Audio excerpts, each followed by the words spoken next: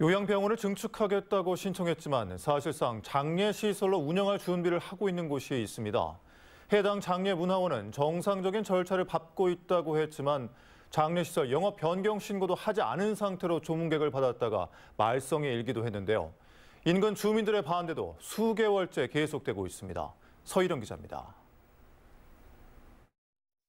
목포의 한 의료재단 부진의 건물입니다. 최근 신축됐는데 건물 외벽에 장례문화원이라고 적혀 있습니다. 장례시설이란 겁니다. 해당 의료재단은 목포시의 요양병원 증축 허가 신고를 했고 지난 9월 이 건물에 대한 사용 승인이 떨어졌습니다. 그런데 장례시설 허가도 나지 않은 이 건물에서 최근 장례식장 조문객을 받아 말썽이 일고 있습니다. 장례문화원 측은 기존 장례식장이 좁아 옆 건물을 쓰도록 한 것일 뿐이라고 말합니다. 자리가 없어서 자리 대여만 해드린 거지 거기에다가 대놓고 아예 우리가 손님을 받고 한 적은 없습니다. 하지만 장례식장 변경 신고도 없이 진행한 사실상 불법 영업으로 목포시는 과태료를 부과했습니다.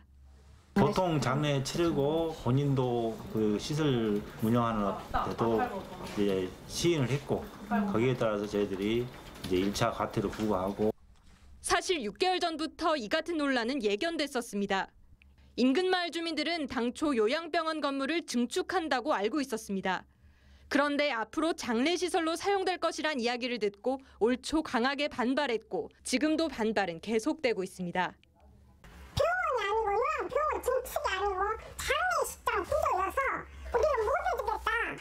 그렇다고 온 거예요. 우리는 생각할수록 개수가 짜졌거든요. 이에 대해 해당 의료재단 측은 주민들에게 의료시설을 설치한다고 설명했고 적법한 절차를 거치고 있는 중이라고 말합니다.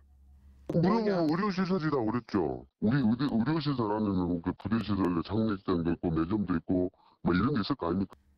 또 건물 사용 승인을 받기 전 담장 설치, 말쪽 창문 가림 등의 나름대로의 조치를 취했다고 밝혔습니다.